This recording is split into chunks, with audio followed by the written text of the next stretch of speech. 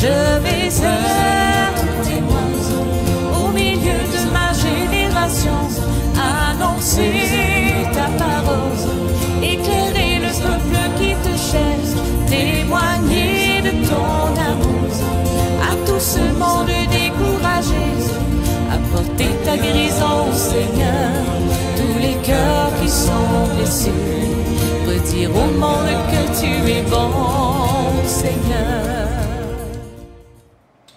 Bien-aimés dans le Seigneur, je vous salue au nom de notre Seigneur Jésus-Christ. Toujours un plaisir pour moi vraiment de vous partager la parole de Dieu. Nous bénissons le nom de l'Éternel, ce Dieu qui pourvoit à nos besoins, à notre santé.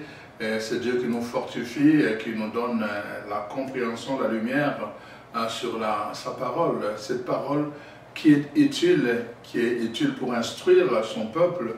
Cette parole qui est utile pour corriger, n'est-ce pas, les erreurs dans la façon de vivre la foi de son peuple. Cette parole qui est aussi utile pour équiper les enfants de Dieu, n'est-ce pas, dans leur vie de foi. Alors, je bénis ce Dieu pour sa parole qui libère chaque fois qu'il nous donne, n'est-ce pas, pour pouvoir vous instruire à notre tour. Je bénis le nom de Jésus, c'est le nom qui a été élevé au-dessus de tout nom, lui qui au commencement était parole, verbe, n'est-ce pas, et qui s'est incarné au milieu de nous pour devenir, n'est-ce pas, pour prendre chair et puis habiter au milieu de nous pour nous tracer le chemin de la vie.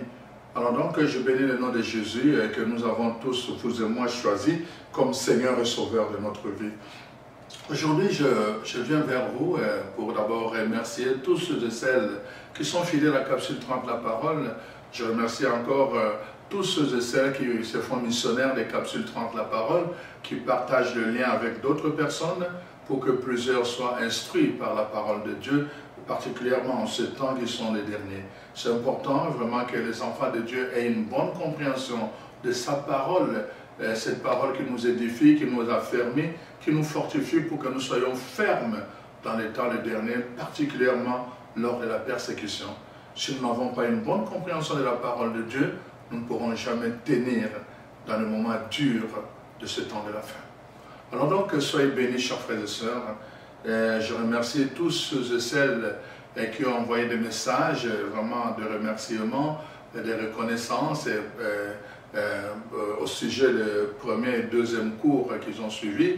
Merci vraiment à vous tous, à vous toutes. Vous m'encouragez à continuer avec notre cours que le Seigneur met dans mon cœur pour vous. Alors donc, soyez bénis pour vraiment ce temps que vous avez pris pour, n'est-ce pas, apprécier le contenu de nos deux cours. Alors, merci. Aujourd'hui, je voulais vous parler d'un thème. Nous sommes toujours pendant le temps de carême. Ce thème, c'est des réflexions que je fais pendant ce temps de carême.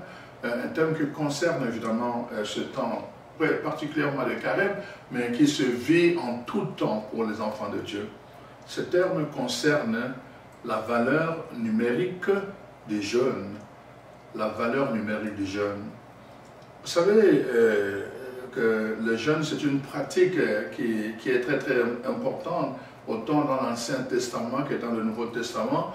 Nous voyons vraiment que chaque fois que le peuple de Dieu n'est-ce pas, est confronté à une difficulté, la première chose c'est qu'ils vont, n'est-ce pas, imposer un temps de jeûne et de prière. On le voit quand Dieu envoie Jonas à Ninive, et quand Ninive prend conscience que d'ici 40 jours, n'est-ce pas, s'il ne se convertit pas, il va mourir. Alors qu'est-ce qu'ils ont fait à partir? Le roi a décrété, n'est-ce pas, des temps de jeûne pour tout le peuple. Tout le monde devait s'abstenir de manger et de boire. On a imposé ça même aux animaux. On voit, n'est-ce pas, quand n'est-ce pas, on révèle à David sa faute, que les choses vont mal, il y a une menace. Qu'est-ce qui va se passer? On nous dit, n'est-ce pas, David a jeûné. Et non seulement ça, il s'est aspergé de la poussière sur lui, comme pour montrer un peu qu'il entrait dans une attitude vraiment de repentance. Donc on voit vraiment que les jeunes avaient une place importante dans la vie. Mais on voit aussi par exemple quand Néhémie apprend que Jérusalem est massacrée et saccagée par les païens, n'est-ce pas? Alors que lui était dans une bonne position auprès du roi. n'est-ce pas, il va jeûner pendant plusieurs jours et il va prier avant d'aller rencontrer le roi pour lui demander la permission d'aller construire le mur de Jérusalem. Il va d'abord jeûner avant d'aller rencontrer le roi. On voit la même pratique, n'est-ce pas, chez la reine Esther, qui était en déportation dans le pays du roi Xerxès, n'est-ce pas, à un moment donné, par la magouille des gens qui étaient autour du roi, n'est-ce pas, on voit que le peuple hébreu était menacé de mort. Il y avait un complot pour qu'on puisse vraiment les liquider. Quand Mardochée est allé rapporter cela à la reine Esther, n'est-ce pas, qu'est-ce qu'il a fait? Elle a demandé à tout le monde de jeûner pendant 3 jours. Et elle-même est entrée dans un jeûne qu'on appelle aujourd'hui le jeûne d'Esther. Donc, des pratiques qui sont très très présentes. On le voit encore, n'est-ce pas, au niveau de Daniel, la même chose. Il va lire dans les livres de Jérémie que Dieu avait dit, si mon peuple qui est en déportation, n'est-ce pas, se répand et implore mon nom, je vais écourter son temps de déportation. Et Daniel va entamer un jeûne, n'est-ce pas, pour demander que Dieu intervienne pour écourter le temps de déportation de son peuple en Babylone. On voit cette pratique. Dans le Nouveau Testament, c'est la même chose. N'est-ce pas? On va voir Jésus lui-même commence son ministère avec un jeûne, n'est-ce pas, dans le désert. Alors donc, on voit, il va aller prier en jeûnant. Il va prier pour demander vraiment la puissance de Dieu, pour demander l'intimité de son Père.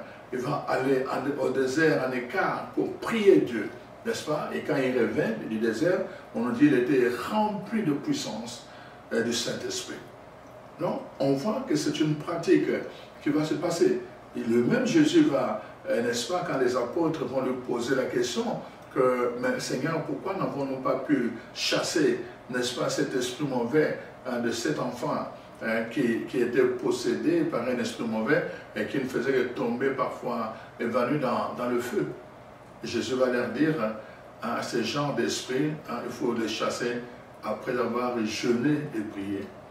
Donc il propose le jeûne comme un des mécanismes pour chasser ce genre d'esprit. Donc voyez-vous, on va voir comment les apôtres vont jeûner aussi. Donc ça va devenir une pratique des enfants de Dieu, une pratique de foi, autant dans l'Ancien Testament que pour les chrétiens. Et c'est cette tradition, n'est-ce pas, qui est demeurée vivante jusqu'à ce jour. Et pendant ce temps de carême, on nous encourage beaucoup à jeûner dans la prière.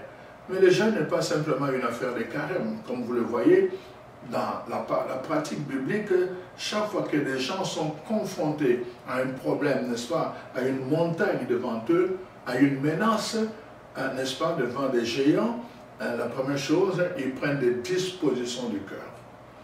Le jeûne fait partie des dispositions du cœur. On ne va pas affronter les réalités spirituelles avec n'importe quelle attitude ou quel moyen. Donc, une des choses, c'est d'abord vraiment se disposer dans notre cœur. Mais en même temps aussi, le jeûne nous rappelle fondamentalement, comme disait Jésus et comme l'a dit le prophète Isaïe, que l'homme ne vivra pas de pain seulement, mais il doit aussi vivre de la parole qui jaillit de la bouche de Dieu. Donc, il ne s'agit pas simplement de jeûner. Aujourd'hui, on sait que dans le monde moderne, des gens jeûnent aussi. Des gens qui ne sont pas des chrétiens, ils vont jeûner. Mais ils ne jeûnent pas pour les mêmes raisons. Certains vont jeûner pour des raisons hygiéniques, ou encore pour des raisons sanitaires. C'est-à-dire qu'aujourd'hui, les gens vont facilement jeûner parce qu'ils veulent avoir une ligne. Ils vont refuser de manger certains repas. Ils vont manger maigre ou par question de conviction personnelle. Il y a des gens qui vont refuser de manger de la viande. Ça n'a rien à voir avec les convictions religieuses. Donc, mais pour les chrétiens, pour le croyant, quand ils jeûnent, c'est important que nous puissions comprendre le mécanisme du jeûne. Comme je vous l'ai dit, ce n'est pas simplement le fait de se priver de la nourriture. Non, nous nous privons de quelque chose pour nous remplir d'autres choses. Ce n'est pas pour rester dans le vide. Nous nous privons de quelque chose pour que nous puissions manger la parole. Nous devons manger la parole pendant le temps de jeûne. Nous devons nous fortifier par la parole de Dieu. Et c'est ça qui fait la différence. Les gens pensent que, ah non, je vais jeûner tout simplement. Absolument pas. Non, Le temps de jeûne, c'est en fait de soumettre notre corps tout entier à l'autorité de Jésus-Christ. Nous soumettons notre corps tout entier, n'est-ce pas, à l'autorité de l'Esprit de Dieu. Le corps doit être soumis à notre esprit, parce que notre esprit doit être soumis à l'Esprit de Dieu. Alors donc, nous les soumettons, nous les domptons en jeûnant. Et c'est très important. Pendant ces temps, nous lui rappelons que tu ne dois pas simplement vivre de pain, mais tu dois aussi vivre de la parole. C'est la parole qui te donne vie. C'est la parole qui te relève chaque matin. Dieu, n'est-ce pas, renouvelle son souffle dans ton corps pour qu'il soit vivant, comme au commencement. Alors donc, nous prenons conscience de cela. Quand je parle de la valeur numérique de jeûne, en fait, je fais référence à la question qui m'est souvent posée. Combien de jours faut-il jeûner? Est-ce que 3 jours, 21 jours, 40 jours? Vous avez vu, quand je vous ai parlé, qu'il n'y a pas de nombre de jours. Parce que les gens ne jeûnent pas en fonction de cela. J'entends souvent les gens me dire, ah, nous allons faire un jeûne d'Esther, mais vous n'êtes pas Esther. Vous n'avez pas le problème qu'Esther avait quand il affrontait le roi. Ah, les gens vont dire, nous allons faire un jeûne de Daniel, 21 jours. Mais vous n'avez pas de problème de déportation de 21 jours. Et vous n'êtes pas Daniel. Donc, vous devez entrer dans l'esprit du jeûne. C'est ça que les gens ne comprennent pas. Ça prend une révélation de Dieu. Parce que vous risquez de vous contenter de compter le nombre de jours, mais que votre jeûne devant Dieu n'ait aucune valeur, en fait, spirituelle. Parce que vous êtes tellement attardé par le nombre de jours que peut-être vous ne tenez pas compte de l'essentiel, qui est d'abord de manger Dieu, de manger la parole de Dieu pendant ce temps-là. Il faut demander, il faut toujours consulter Dieu. L'Esprit de Dieu va nous révéler le moment convenable et il va nous révéler les temps convenables. Il va nous donner un temps. Alors nous allons comprendre que notre jeûne, n'est-ce pas, correspond à ceci ou cela. Voyez-vous, c'est très important parce que je vais vous donner un peu la valeur numérique, la valeur spirituelle du jeûne. Voyez-vous, quand nous regardons dans la Bible, nous avons vu, il y en a, c'était une journée, ils ont jeûné. Il y en a d'autres, on a dit, de Néhémie, c'était plusieurs jours. Il a jeûné pendant plusieurs jours avant d'aller voir le roi. Plusieurs jours, ça signifie combien? En français, plusieurs jours commence avec 2. Ça peut être 2, ça peut être 3, ça peut être 4, ça peut être 7 jours. Voyez-vous, c'est important de comprendre cela. Mais pour Esther, il devait rencontrer aussi un roi. Elle a pris, n'est-ce pas, elle était reine, elle a pris 3 jours. Dans la Bible, voyez-vous, souvent on ne le dit pas suffisamment, la Bible c'est un livre codé, c'est un livre numérique. Quand vous regardez très très bien, vous allez voir souvent Dieu va dire à son peuple, le premier jour du 12e mois, hein, donc voilà, le premier jour du premier mois, de la 12e année, le premier, il va insister, Dieu lui-même va insister sur le nombre de jours et le type d'année. On va voir l'œuvre de la création.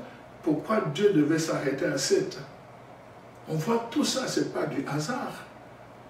C'est vraiment exprès. C'est très très important. Voyez-vous pourquoi on va dire Dieu est 3 fois saint?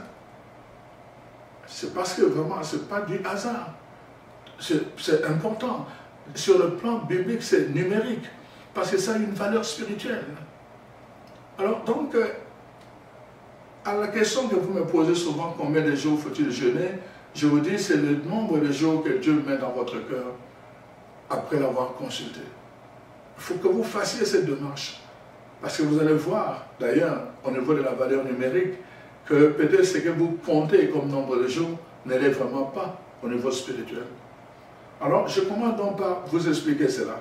Je dis, quand on parle de Kadosh, par exemple, de toute la question de saint, de Dieu, on voit, donc, Kadosh, Kadosh, Kadosh, pour Dieu, c'est 3 fois. Mais 3 fois saint, voyez-vous, 3 fois saint. Donc, ça fait 9, le chiffre 9, 3 fois saint. Donc, 3, 3, 3, ça fait 9. Alors, ça c'est important. Et je n'explique pas toutes ces choses-là parce que c'est vraiment l'accomplissement. Après 9, c'est 0. Voyez-vous, c'est l'accomplissement. Dieu, c'est l'accomplissement. Après lui, il n'y a plus rien. C'est le recommencement. Donc, on voit cela. Alors donc, on va voir que le nombre de David en hébreu, c'est le chiffre 3. Et on va voir que le nom de Jésus en hébreu, Yeshua, c'est le chiffre 7. Alors, or, donc qu'est-ce que, pardon, je veux dire, ça va être 21, mais 21, c'est 7 fois 3. Voyez-vous? Donc, c'est important de voir cela. David, ça va être 7, pardon, chiffre 7, et puis Jésus, c'est 21. Mais 21, c'est 7 fois 3. Alors, donc, nous comprenons maintenant qu'est-ce que ça donne 7 fois 3, donc 21. 21, nous allons voir, qu'est-ce que ça donne comme valeur numérique. 2 plus 1, c'est 3, simplement. Tout ce que nous avons vu là, c'est juste pour dire 3. Et kadosh, kadosh, kadosh, encore 3. Voyez-vous? Alors donc, je veux que vous compreniez ce que je suis en train de vous expliquer, en commençant d'abord par comprendre comment la Bible fonctionne au niveau de la valeur numérique. Alors maintenant, quand nous regardons maintenant quelques extraits de jeûnes que souvent vous me proposez, est-ce que je prends les jeûnes d'Esther ou bien les jeûnes de Daniel? Alors, je prends maintenant les 2 jeûnes, et vous allez voir au niveau de la valeur numérique. Esther va prendre donc 3 jours pour jeûner. Il avait affaire à un roi. Il va prendre 3 jours pour jeûner. Et alors donc, après 3 jours, il va aller rencontrer le roi. Donc, je vous ai dit déjà que le 3, c'est vraiment le chiffre de la perfection. Et quand il se fait 3 fois, il devient le chiffre de l'accomplissement. Alors, maintenant, on nous dit dans Daniel, par contre, parce qu'il s'agit de portation d'un peuple, il y a une promesse qui a été faite. Il n'a pas affaire à un roi, il a affaire à une promesse. Et la parole de Dieu nous dit, lui va jeûner pendant 21 jours. Ça, c'est le nombre de jours pour écourter le temps. Pour écourter le temps, il va multiplier les jours pour écourter le temps. Mais regardez la valeur numérique de ce 21 jours sur le plan spirituel. C'est 2 plus 1. Ça fait combien? 3. Esther a fait combien? 3. Daniel a fait combien? 3 sur le plan numérique. Voyez-vous? Mais vous allez me dire, ah, mais non, moi je préfère faire le jeûne d'Esther 3 jours, je préfère faire le jeûne de Daniel 21 jours. Tu comptes sur le plan chronologique. Sur le plan chronologique, on compte les heures, on compte les jours, on compte les semaines, on compte les années. Mais sur le plan kairos, on ne compte pas comme cela. La valeur numérique, c'est la valeur kairos. C'est-à-dire que la valeur spirituelle. Le 3, n'est-ce pas? On va compter 3. Et 21, on va le compter comme encore 3 sur la valeur kairos. Mais 21 sur la valeur chronos, chronologique. Pendant 21 jours, mais la valeur spirituelle numérique sera 2 plus 1, 3, simplement. Voyez-vous? Ne vous battez pas pour le nombre de jours. C'est pour cela que je vous dis, demandez au Seigneur qu'il vous donne la révélation du temps que vous avez à faire. Quand vous regardez bien, remarquez bien, 21 fait allusion à quoi? 21, c'est 3 fois 7. 7, un autre chiffre de la perfection dont je vous ai parlé. Je vous ai dit David comme roi, c'était 7. Jésus, n'est-ce pas? 3 fois David, il est 21. Entre les deux, c'est 3. 7 fois 3, c'est donc 21. 3 fois 7 donne 21 de Daniel. Jésus, son nom, Yeshua, 21. David, n'est-ce pas? 7. Parce que Jésus est né de la tribu de David. Mais il est plus grand que David. Son chiffre, donc, du point de vue chronologique et du point de vue numérique, est plus grand que David. C'est pour cela que lui est 7 fois 3. 3 fois 7, c'est-à-dire, comme on dirait, 5, 5, 5. C'est que David est roi, roi, roi. Jésus. Jésus est roi, roi, roi. 3 fois. David est roi. On va dire ça comme ça dans le langage naturel des gens. Voyez-vous? David est roi sur le plan humain, seulement roi. Mais Jésus l'est triplement. C'est pour cela que son chiffre numérique, du point de vue Kairos, est 21.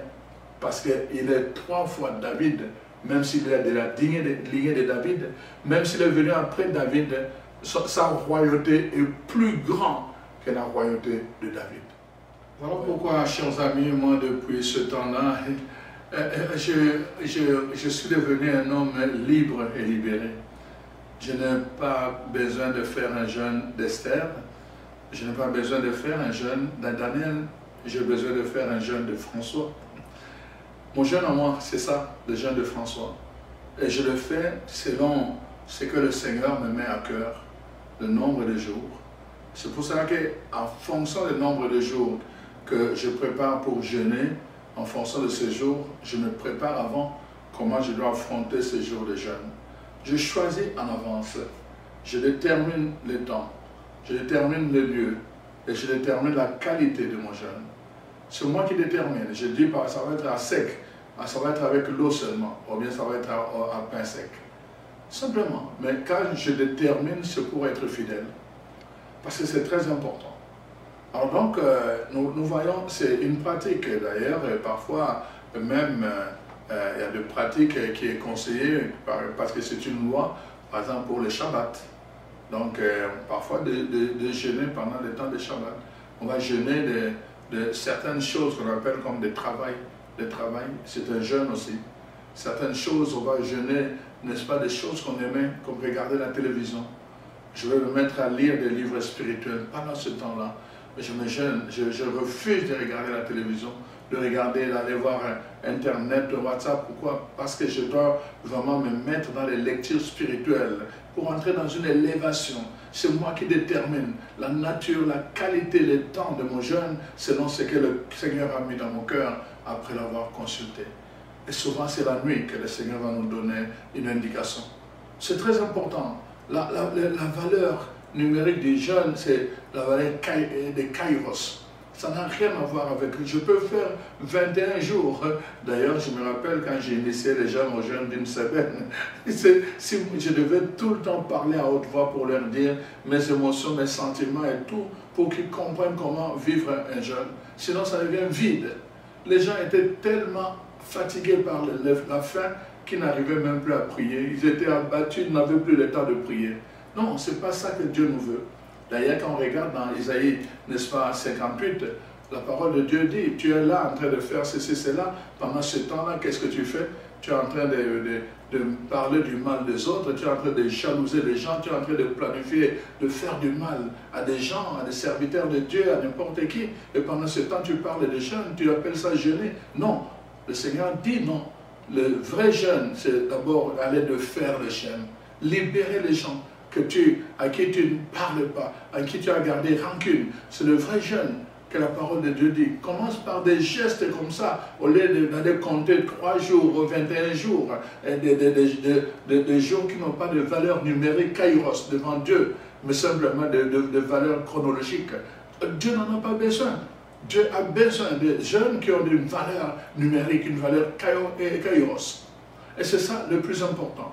Notre Dieu parle à travers des symboles, il parle à travers des chiffres. Et toute la Bible, allez lire, vous allez voir, Dieu insiste et va dire, pendant tel nombre de jours, vous allez marcher, pendant tel nombre de jours. Quand arrivera la première lune, vous ferez ceci. Dieu donne des instructions par rapport au nombre, aux chiffres. On ne peut pas s'en passer.